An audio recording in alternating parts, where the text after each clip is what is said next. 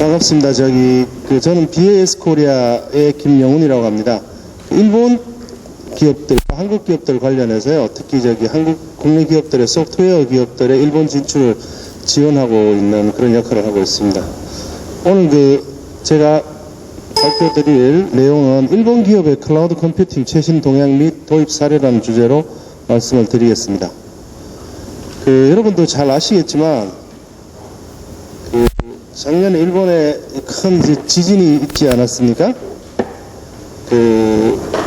남은 나라 일이라서 우리하고는 관계없는 것 같지만 실질적으로 한 1년 전이죠. 3월 11일이니까 오늘 일본 신문 보니까 왜 옛날에 9.11 테러처럼 그날 이후 1년 이렇게 하는 특집으로 일본은 지금 다시 좀 들어간 것 같아요. 추모의 분위기와 또 하나는 사회 전체적인 변화하는 모습들에 대한 것들을 보여주는데, 실제로 일본은 상당한 변화를 가지게 됩니다. 아마 이게 여러분들 매스컴을 통해서 많이 봤겠지만, 당연히 일본 자체가 가지고 있는 어떤 여러 가지 경제력이 세계적인 경제의 어떤 부분들 포함해서 IT 쪽들, 또 그거와 같이 맞물려서 사실은 클라우드 컴퓨팅과도 상당히 밀접한 관계가 있습니다. 그래서 오늘 제가 말씀을 드릴 내용은 실질적으로 우리나라보다 한 2년 내지 3년 정도 좀 앞서 있다고 봅니다. 일본 부분들. 단지 이게 기술적인 면이 앞서 있다는 것보다는 실질적으로 도입이 좀 더 활발히 이루어졌고, 기업 내에서 클라우드 컴퓨팅에 대한 인식, 그리고 유저들의 어떤 실질적 이용도, 이런 측면에 있어서는 국내보다는 조금 더 앞서가고 있다고 하는 그런 일본에 대한 사례들을 말씀을 좀 드리면서, 특히 몇 가지 일본에 지금 일어나고 있는 여러 가지 최신 어떤 동향이라든지, 특히 대기업을 중심으로 물론 이루어지고 있습니다만 SI 기업들이 어떤 클라우드에 어떤 적극적으로 대처하는 모습들, 이런 것들을 잠시 보면서, 사실 국내도 제가 볼 때는 많이 활성화는 되는 것 같은데요. 이런 세미나도 많이 개최하고 여러 가지 부분들이 많이 있습니다만 아직까지는 좀 원론적인 수준들이 좀 많은 것 같아요. 실질적으로 클라우드를 적극적으로 쓰고 또 그 속에서 여러 가지 생기는 그런 어떤 부분들에 대한 문제들이 앞으로 좀 더 활발해지겠습니다만, 아무래도 외국계가 중심이 되다 보니까 국내 SI 기업이라든지 국내 중견 중소기업들이 좀 더 피부로 느끼는 클라우드 시대는 조금 더 시간이 걸리지 않나 하는 이런 생각을 합니다. 오늘 말씀드릴 순서는 크게 세 가지 파트입니다. 하나는 모두 말씀드린 것처럼 작년 동일본 대지진 이후에 일본 IT 시장에 대한 말씀을 드리겠고요. 그 다음에 두 번째는 실제로 일본은 지금 잃어버린 10년 플러스 10년에서 20년 잃어버렸다고 하는데, 패러다임이 많이 바뀌고 있어요. 일본 사회 자체가. 한국 사회도 지금 상당히 프로세스가 빨리 변하고 있습니다만 일본은 조금 또 다른 길을 가고 있는 느낌은 듭니다. 그래서 어떤 패러다임이 바뀌고 있다는 관점에서 일본 IT 시장을 한번 조명을 해보고요. 그 다음에 세 번째로는 실질적으로 일본에서는 국내보다는 많은 도입 사례가 있습니다. 기업들이. 오늘도 아마 CIO 분들이나 클라우드 관련 담당자 관심 있는 분이 많이 참석하신 걸로 알고 있는데, 단순한 어떤 기술적인 차원이 아니라 실질적으로 기업에서 어떤 니즈, 그 다음에 비용적인 측면, 이런 것들을 포함해서 일본 기업들은 많이 도입을 하고 있는 게 특히 니프티에 같은 경우는 이따 좀 소개해 드리겠습니다만은, 일본 내에서 단일 기업은 지금 1000개 회사가 넘었습니다. 도입 사례 실적 부분들에 대해서. 외국계하고 아닌 일본계 회사입니다. 그런 도입 사례 및 간략한 시사점에 대한 분석, 이렇게 세 가지 파트로 말씀을 드리도록 하겠습니다. 그래서 일단 일본 클라우드 컴퓨팅 시장에 대한 어떤 최신 흐름에 대한 말씀들, 그리고 사례를 살펴보면서 우리에게 주는 시사점을 분석하는 목적으로 오늘 강연을 진행하도록 하겠습니다. 자, 그럼 첫 번째 테마로 동일본 대지진에 대한 이야기를 들어가는데요. 지진 그 자체에 대한 이야기야 사실 여러분들이 잘 아시겠지만, 이게 저도 사실 제가 87년도 일본을 처음 갔고요. 공부는 89년도부터 95년도 사이 하고 일본 기업도 근무하고 거의 한 25년 정도 됐죠. 그러니까 제가 일본을 접했을 때만 하더라도 일본은 80년대 되게 선진국이었어요. 지금도 그렇게 후진국이라는 말씀은 아닙니다만, 우리의 어떤 롤 모델로 특히 토요타라든지 지금 삼성전자가 상당히 잘 나가고 있습니다만, 소니라든지 여러분 잘 아시죠? 워크맨의 신화였던 그런 소위 제조업의 전 세계를 주름잡았던 일본이 실제로 90년대 이후로 많이 경쟁력이 떨어집니다. 그건 금융이라든지 특히 글로벌 환경에서 어떤 IT 쪽, 이런 쪽을 같이 맞물려서 일본이 상대적으로 전 세계 시장에서 차지하는 비율이 줄고, 오히려 중국, 인도라든지 이런 국가가 부상하게 되죠. 예, 그런 상황에서 일본은 그래도 일단 그 일본은 아직까지는 그래도 세계 지금 제3의 경제대국으로서 위치를 가지고 있는데 여기에 완전히 이제 한마디로 찬물을 끼얹은 것은 사실은 이 지진입니다. 근데 여러분들이 지진이 큰 것 같지만 사실 지진은 일본은 몇백 년 전부터 있어 왔고 지금도 계속 있어. 왜냐하면 일본 자체가 이게 그 멘틀 자체가 젊으니까. 근데 지진보다도 사실 더 컸던 거는 뭐죠?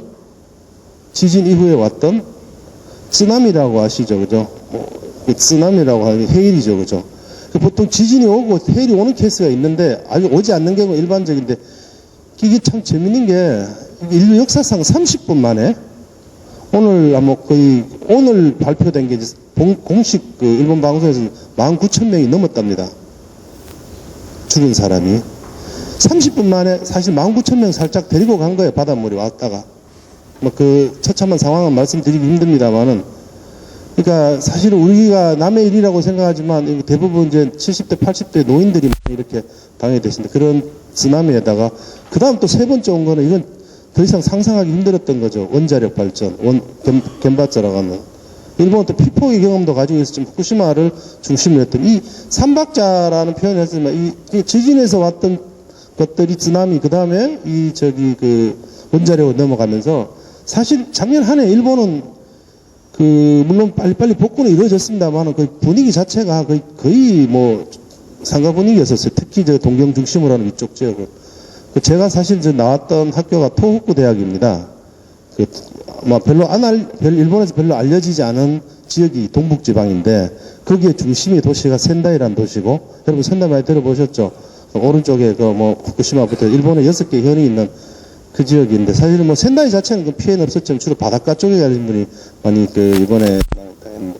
여튼, 이 대지진 이후에 일본 사회가 많이 변했어요. 특히 이제 일본이 이제 역사상 실질 GDP 성장률이 실질적으로 마이너스를 기록을 했습니다.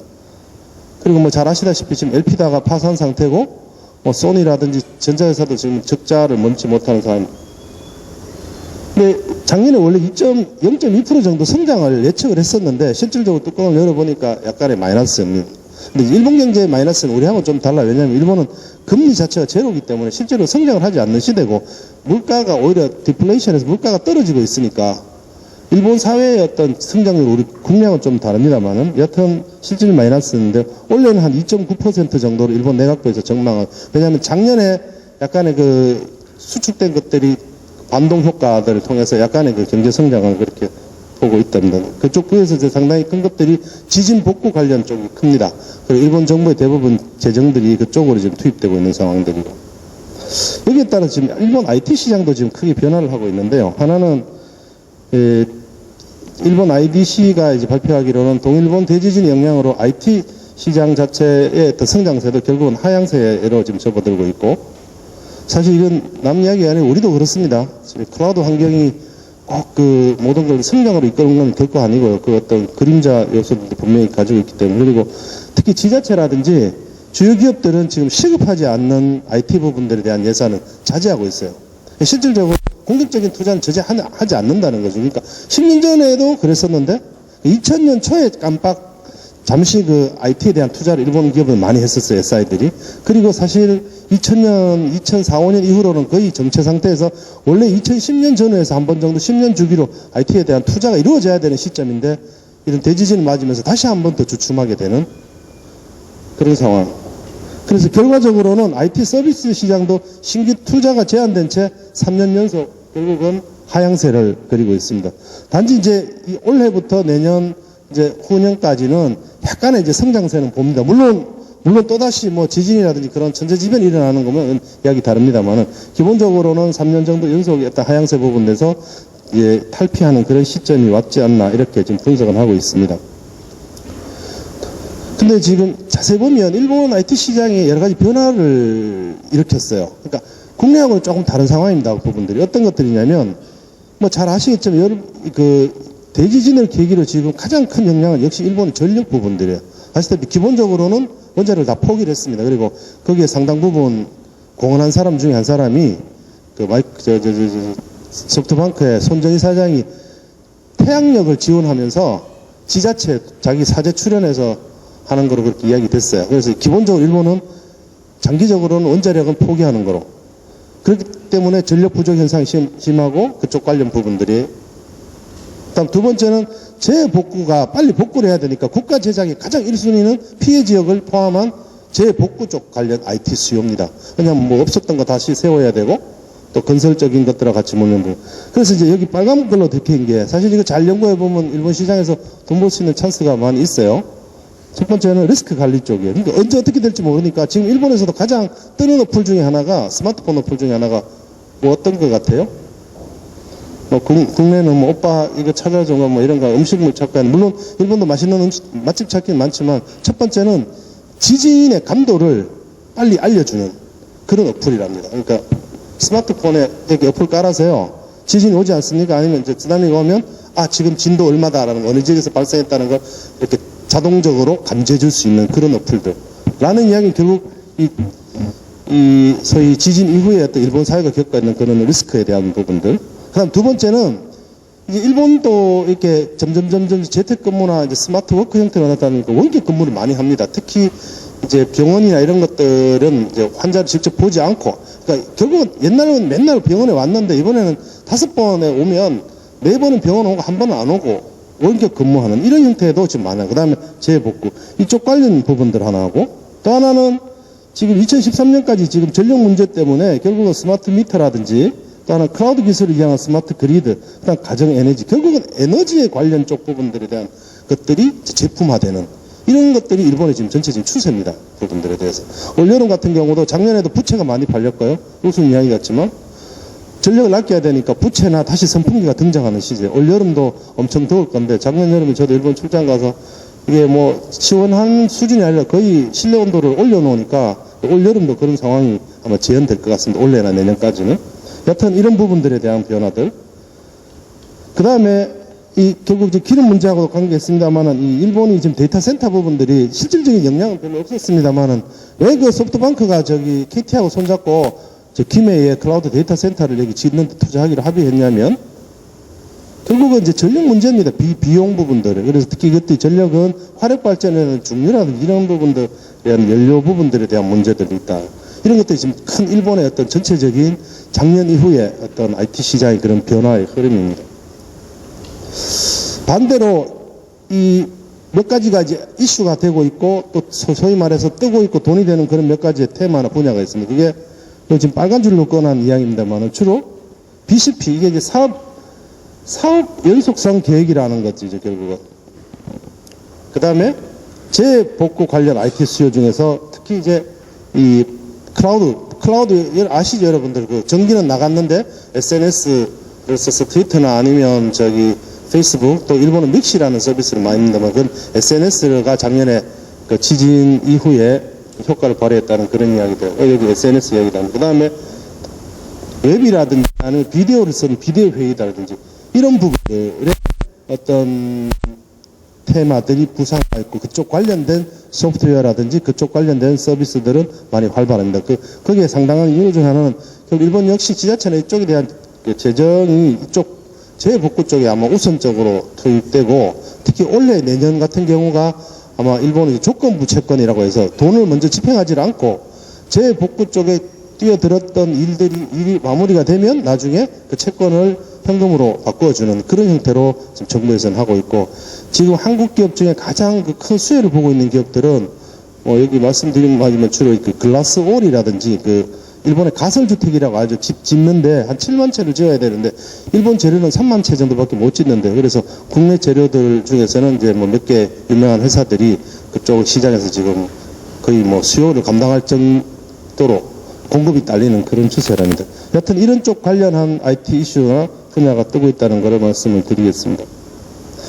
자, 대체적으로 일본 지진 이후에 사실은 그 일본 경제가 어떻게 지금 변하고 있고 또 하나는 거기에 따라 IT 시장이 대체적으로 어떤 이야기는 간단하게 말씀을 드렸고요. 아마 이 흐름은 당분간은 이제 한 몇 년 정도는 계속되지 않나라는 생각을 합니다. 자, 두 번째 이야기는 이제 어떤 이야기들이 들어가냐면 결국 IT 쪽으로 돌아와서요. 일본은 실은 우리나라하고는 조금 상황이 많이 다릅니다. 그 부분들을 몇 가지 지금 다음 데이터를 통해서 보여드릴게요.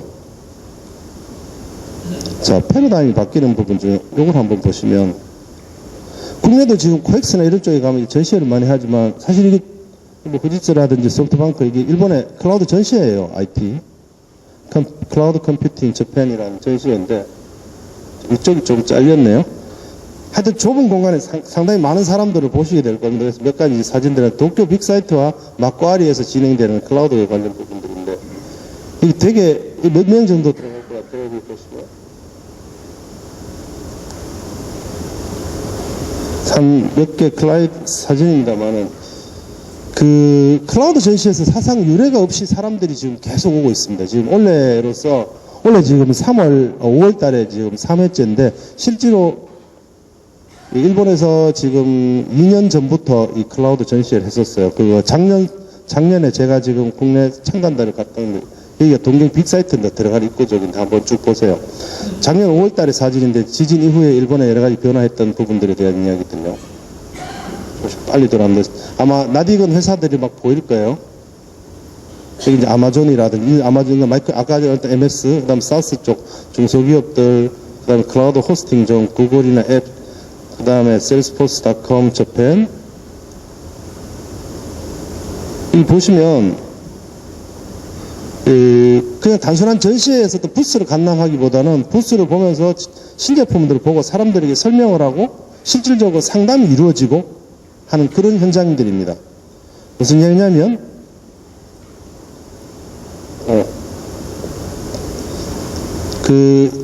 제가 이번에도 사실 지난달 일본에 여기에 지금 사전 전시회, 사전 설명에 참가하고 왔는데, 똑같은 장소에서 똑같은 행동을 하더라도 시간이 자꾸 흘러가면서 사람들이 생각하는 것들은 뭐냐면 더 효율적이고 더 부가가치가 높은 일을 하게 만들어요. 지금 일본은 전시회에서 큰 슬로건 중에 하나가 사람들을 앉게 하는 겁니다.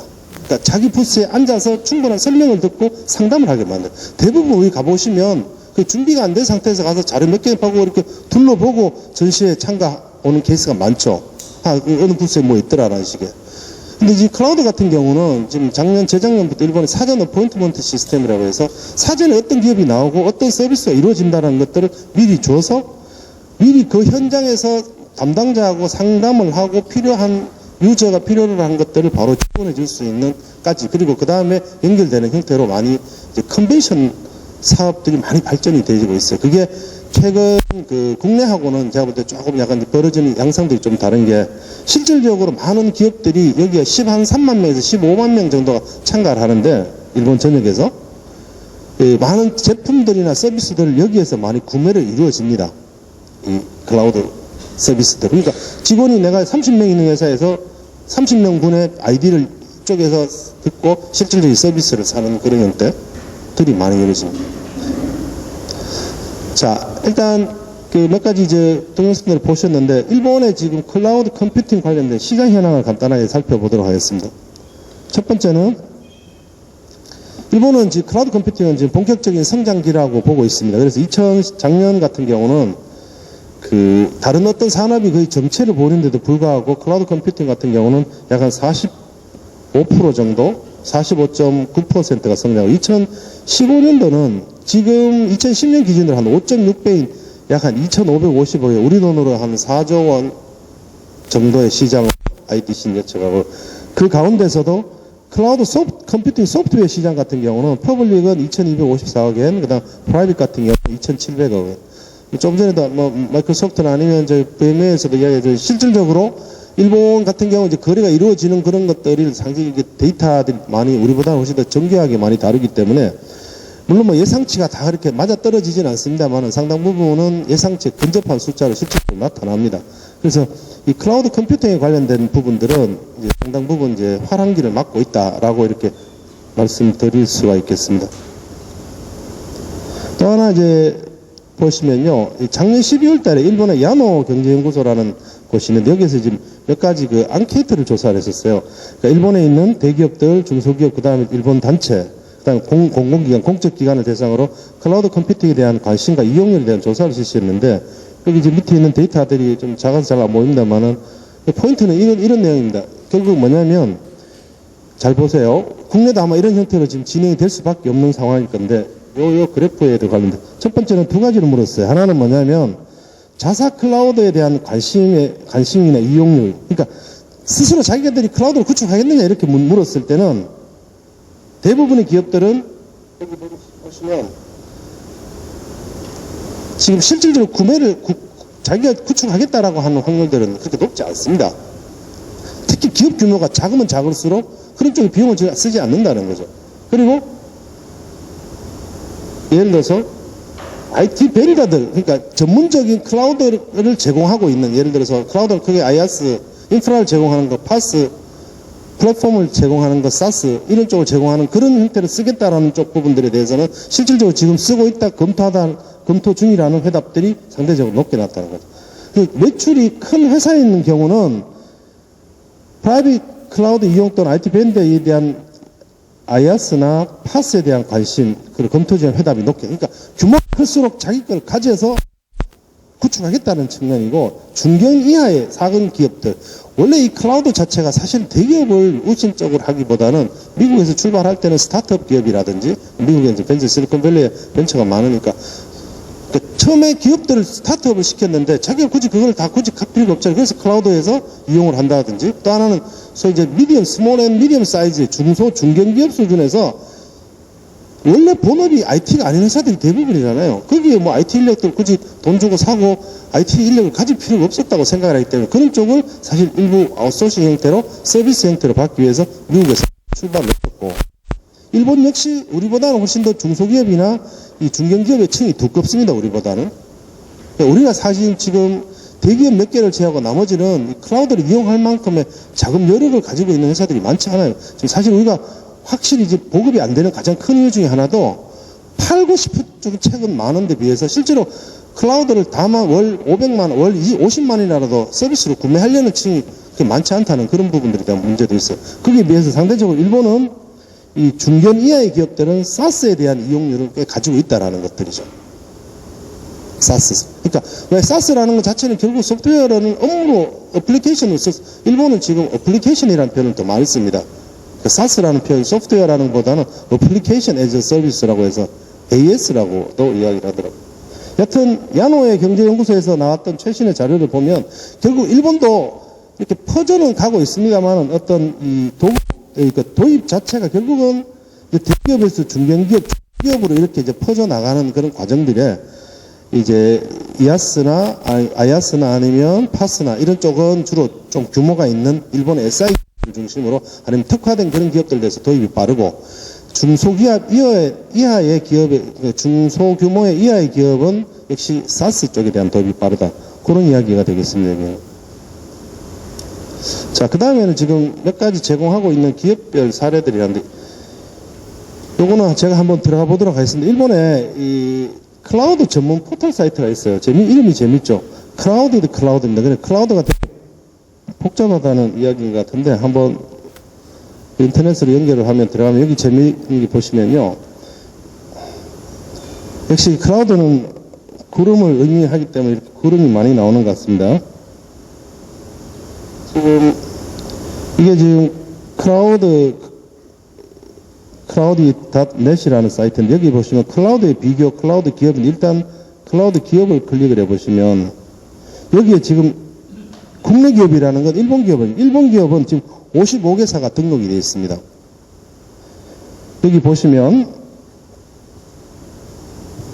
일단 분석을 해. IIJ라든지 이게 원래 미쓰비시 계열입니다. 그 다음 ISID는 덴츠 계열의 회사들, 이 회사는 사스나 여러 가지 제가, 그 다음에 IDC, 프론티어나 IT코어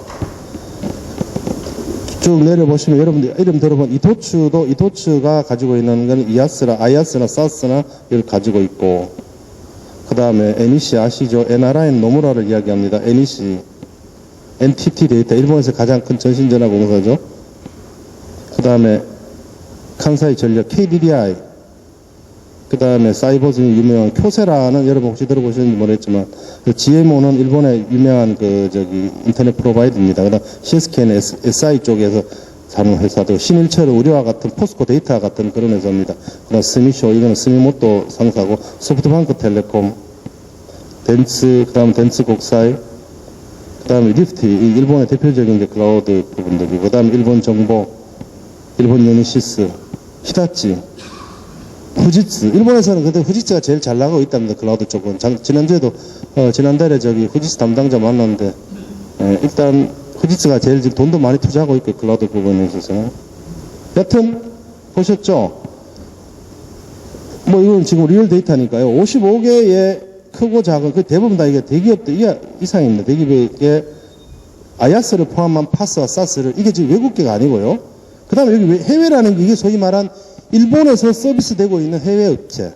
그러니까 지금 여기 보시면 이제 다 영어로 되어 있으니까 아시겠죠?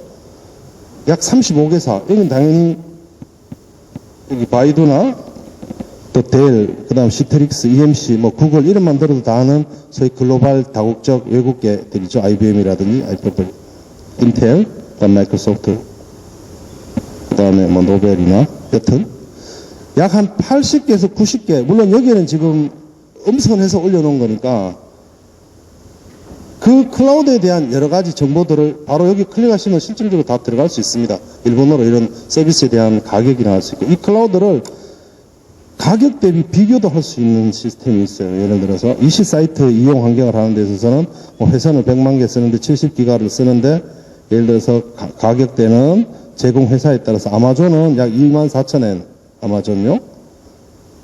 뭐 리눅스로 쓰는 경우. 근데 일본 업체 같은 경우는 뭐 아무래도 일본 업체가 더 비쌉니다. 외국계보다는. 아마존이 일본인 사람들은 어떤 면에서 아마존이 좋다고 생각하지만 저가에서 서비스 퀄리티가 떨어진다고도 생각하는 일본 기업도 많아요. 리프트 같은 경우는 뭐 35,000원.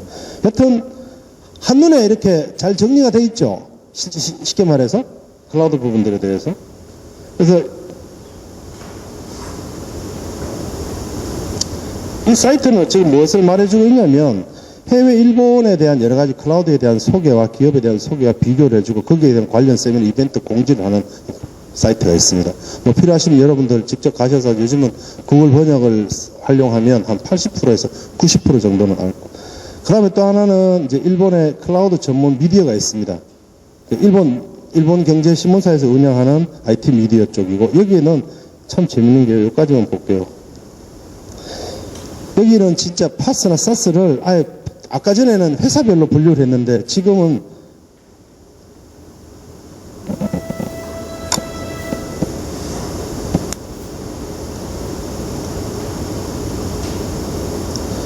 여기에서는 제품별로 파스와 사스를 분류를 해 뒀습니다. 이게 뜨네? 이걸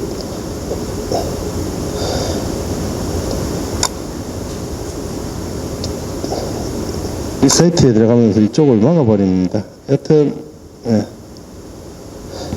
요런 특성들은 가지고 있습니다. 나중에 일본어 사이트에 연결이 좀 잘 안 되는 모양입니다만, 주소는 정확합니다. 그래서 여러분들 가시면 실질적으로 일본 경제신문사에서 운영하고 있는 IT 미디어인데, 기업과 IT 제품을 서비스 연결하는 웹사이트면서, 이제 일본 정부에서 그 후원으로 후지츠가 운영하고 있는 사스 전용 사이트입니다. 대체적으로 아까 전에 잠깐 보셨지만 주요 그 클라우드를 간략하게 이제 포인트로 보시면, 일본서도 이 3사 체제입니다. 일단은 NTT와 후지츠, 히타치, 뭐 여러분 이름 다르지. 이 다 가전업계에서 유명하고 컴퓨터에서 원래 베이스로 왔던 거고, 자체 SI를 다 가지고 있는 대기업 계열군입니다. 그 중에서도 가장 일단 일단 결국은 이제 투자가 필요하죠. 왜냐하면 아이아스로 인프라를 먼저 구축을 해야 되니까. 그쪽에서 역시 후지츠가 가장 많은 돈과 또 경험들을 가지고 있고요. NTT는 원래 뭐 우리가 이야기하는 KT와 같은 전신전화통신공사에서 출발을 했기 때문에 상당히 그 통신에 어떤 특화시킨 그런 부분들에 대한 공유들을. 히타치는 이제 서버나 스토리지 그리고 가상화 분야 쪽에는 그 히타치가 아주 이 3개 회사가 외국계 솔루션들을 자체적으로 이 커스터마이제이션을 해서 일본 고객에게 납품하는 그런 형태로 일본은 시장이 구성이 되어 있고, 기타 그 이외에도 여기 보시면 NTT나 요즘 빨간 줄을 제가 꺼놨습니다만은 관련 여러 가지 어떤 회사들의 제품들, 그 다음에 그 제품에 대한 어떤 특징들 이런 것들이 나와 있고요. 요거는 아까와 똑같은 지금 또 어떻게 될지 이게 비교 사이트입니다. 그러니까 사이트 종류가 줌이라는 쪽이 다 막아놔 버리는 것 같은데. 예, 이 히카쿠라는 비교 사이트에 들어가시면 이 사이트들이 어떻게 이게 다른가라는 것들에 대해서 지금 이제 국내 같은 경우는 사실 아직까지 이런 서비스까지 이루어지지 못하는 것들이 이제 클라우드 자체를 일단 지금 주로 뭐 통신사에서 많이 하지 않습니까? KT나 KT 비즈메카에 전신했던 뭐 이렇게 하고 그다음에 아마 SI 쪽도 하고는 있습니다만 이제 자사 정도만 이야기하는 수준이고 여러 회사들이 이렇게 종합적으로 분석을 해서 가격 대비라든지 퀄리티라든지 이런 것들을 평가하는 그런 쪽까지는 아직까지 못 가고 있는데 일본도 이게 사실 작년 이후로 이게 좀 더 활발해진 것 같아요. 이런 쪽에 대한 사이트에서 여러 가지 제공하는 것들이. 그다음 또 하나 재밌는 게 클라우드 랭킹입니다. 이게 뭐냐면 원래 일본이 랭킹 매기는 거 좋아하거든요. 뭐 순서 매기고 이런 것들. 그 니케이 컴퓨터하고 IT 프로가 공동으로 클라우드 랭킹을 발표를 하는데 지금 3회까지 발표가 됐습니다. 뭐냐면 클라우드 컴퓨팅을 관련해서 기업 이미지와 서비스 품질을 조사하고 그 결과에 기초 시스템에서 이행이 용이한 20개에서 30개 서비스를 베스트 서비스로 선정해서 스코어를 매겼습니다. 스코어를 보면 몇 가지 분류가 있습니다. 이게 지금 다 찍혀 나오지를 않네요. 기본적으로는 사스 쪽 부분들, 파스와 사스로 크게 나눕니다만 역시 셀스포스 아이아스나 파스 쪽은 일본에서도 역시 아마존이 점수를 가장 높이 받았습니다. 그래서 73.4점으로 일단 종합 스코어는 가장 높은 상태고요. 그 다음에 범용 업무계, 일반적인 업무를 담당하는 사스는 역시 일본은 셀스포스가 거의 단연 독보적인 존재입니다. 70.2점인데 전 세계에서 매출의 25% 이상이 일본에서 난답니다. 이 셀스포스가. 그래서 일본의 우정성을 비롯해서 일본의 뭐 캐논이나 좀 이름만 대면 알만한 회사들이 이 셀스포스의 그 포스를 클라우드 사스로 쓰고 있는 그런 형태가 많고 특별한 부분들에 대해서 특수 업무들을 다루는 그런 쪽은 또 일본계들이 이렇게 자리 잡고 있는 이렇게 해서 결국 가장 그 서비스를 잘하고 있는 쪽들 그 다음에 그 랭킹을 매겨서 이렇게 매년 발표하는 그런 것들을 지금 진행을 하고 있습니다. 잠깐 말씀드린 것처럼 일단 클라우드 쪽 관련해서는 사실 우리보다는 훨씬 더 2, 3년 전부터 일본 대기업들, SI들이 투자를 해서 아이아스나 파스나 사스를 자체적으로 구축하고 또 일부 회사들은 외국계를 적극적으로 받아들여서 대응을 하는 거죠. 그러니까 아까 저도 사진을 보신 것처럼 대표적인 케이스가 저기 셀스포스닷컴하고 구글, 그 다음에 아마존 아닙니까? 물론 MS도 뭐 이제 원래 MS 자체는 클라우드를 철학으로 가진 회사는 아닌 걸로 알고 있습니다만 결국은 클라우드 환경에서 MS도 아주어를 통해서 클라우드 서비스를 지금 할 수밖에 없고 또 일본에서는 지금 아마 MS도 상당수 그 수익을 많이 올리고 있는 걸로 알고 있습니다. 클라우드 형태 서비스로. 자, 이런 부분들 속에서 지금 실질적으로 일본 기업들은 꽤 많이 이렇게 도입을 하고 있고 또 점점 추세가 확대되고 있습니다. 어떤 부분들이 있나를 잠깐 살펴보도록 하겠습니다. 일단은 뭐 모든 산업들이 거의 대부분 다 하는데 이게 아까 전에 말씀드린 것처럼 결국은 인프라 쪽 부분들을 하는 데는 주로 SI 기업이라든지 아니면 통신사라든지 금융의 경제를 가지고 있는 쪽은 아니고 그 다음에 전 대부분 다 사스 형태로 자기들의 서비스를 쓰고 있습니다. 그래서 여기 보시면 뭐 섬유 쪽에 강한 아사히 카세이라든지 샤프는 잘 아시죠? 그 다음에 니콘 이게 뭐 카메라 쪽 부분들 그 다음에 후지필름 그 다음에 기린 맥주 만드는 회사들이죠. 기본적인 거는 가상화가 기본적인 가상화 도입을 베이스로 해서 사스를 하는데 밴드 회사들은 주로 셀스포스라든지 마이크로소프트나 HP나 보이면 아니면 히타치나 이런 회사의 밴드를 해서 실질적으로 일본은 특성이 갑자기 이렇게 큰 돈을 들여서 하질 않고요. 어느 회사의 일부 파트, 우리도 말했지만 먼저 일단 트라이를 해보고 적은 돈으로 그리고 점점 효과가 검증되면 확대시켜가는 그런 형태로 지금 도입을 하고 있기 때문에 실질적으로 어느 정도 규모의 도입을 했는지는 정확하게 보시면 300대, 500대 이런 형태로 지금 수치로 나와 있는 것들 금액적으로도 사실 몇억 엔에서부터 사실은 몇백만 엔 정도 수준의 아주 다양한 형태의 제조업들은 도입을 하고 있는 걸 알고 있고요. 근데 아무래도 이제 토요타라든지 이런 쪽이 이제 적극적으로 하면서부터는 점점 그런 단위들이 커지게 됩니다. 그 다음에 금융하고 보험 쪽은 당연히 은행도 지금 일본의 미쓰비시 UFJ나 이런 쪽도 하지만 주로 지방은행 아니면 점포수가 작고 어떤 소위 어떤 코스트 절감의 그거를 누리라는 은행부터 좀 도입한 이온은행이라든지 히타치나 셀스포스나 이런 제품들이 주로 도입을 하고 있습니다.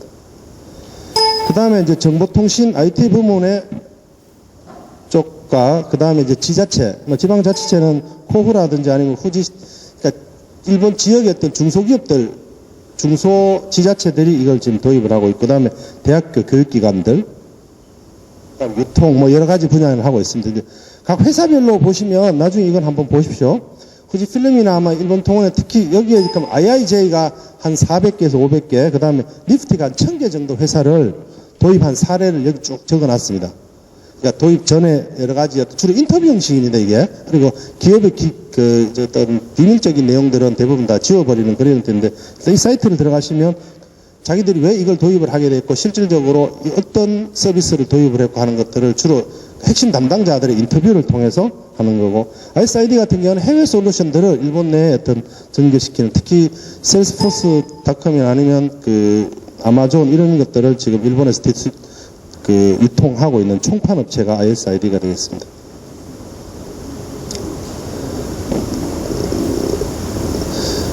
지금 이제 거의 마지막 장까지 왔습니다만, 이 향후 클라우드의 앞부분들이 좀 깨져서 죄송합니다.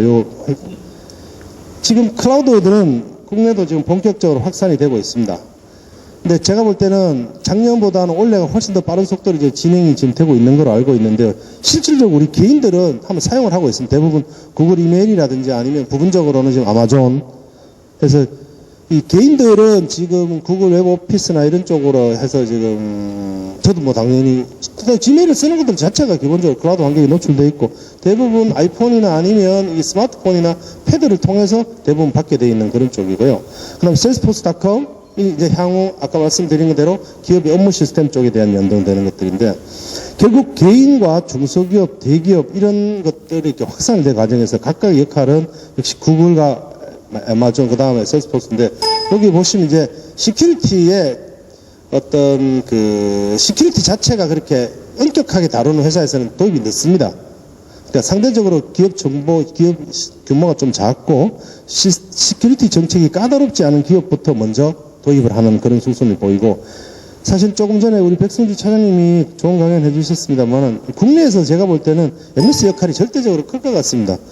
국내 시장의 거의 대부분의 마이크로소프트의 윈도우가 지금 깔고 있는 상태에서 거기에 이제 결국 윈도우 7에서 나오면서 윈도우 애저 쪽이 아마 지금 출시가 됐고 본격적으로 오피스 365에서 아마 마케팅을 하고 있는 걸로 알고 있는데, 향후 전체적인 어떤 업그레이드 되는 과정에서 결국은 마이크로소프트, 국내는 사실 제가 볼 때, 일본 역시 구글도 물론 많은 힘을 가지고 있습니다. 그건 역시 광고 쪽의 성격이 좀 강한 것 같고, MS의 역할이 크고, 당연히 V블락이 돼 있는 시스코와 EMC, 그 다음에 VM웨어, 이 3사 체제의 어떤 시스템들이 들어가면서 일단 외국계들이 먼저 앞서가고 있고요. 그것들을 SI를 해주는 국내 기업들이 이제 본격적으로 이 시장에 뛰어들고, 또 거기에 많은 기업들이 참가하는 것에 따라서 클라우드는 보다 더 크게 확산되어 날 것이라고 생각을 하고, 많은 국내 도입 성공 사례들이 이제 많이 출현을 하게 될 것입니다.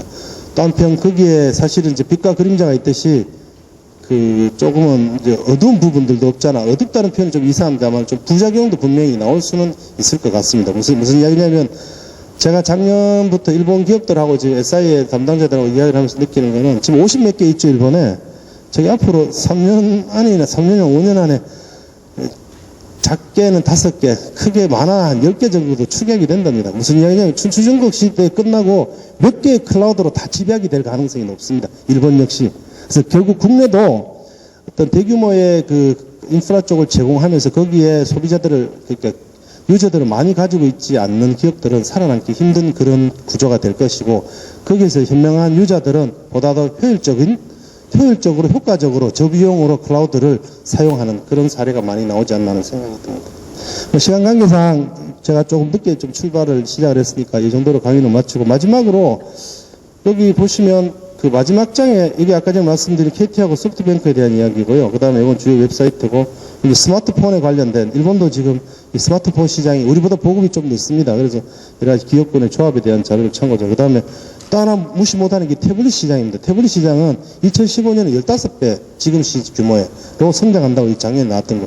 역시 강자는 아이패드와 삼성전자입니다. 마지막으로 이 클라우드 컴퓨팅 엑스포가 이 전자신문하고 저희 회사에서 지금 아까 보여드렸던 동경 빅사이트에서 개최되는 클라우드 전시 쪽에 지금 저희들이 지금 3월 이후로 아마 관심 있는 한국의 IT 기업분들을 모시고 사실은 저렴한 비용의 일본 클라우드를 보실 수 있는 기회와 일본 기업들과의 어떤 교류회를 준비를 하고 있습니다. 참고로 해 주셨으면 합니다. 예, 이상 이거로 마치도록 하겠습니다. 감사합니다.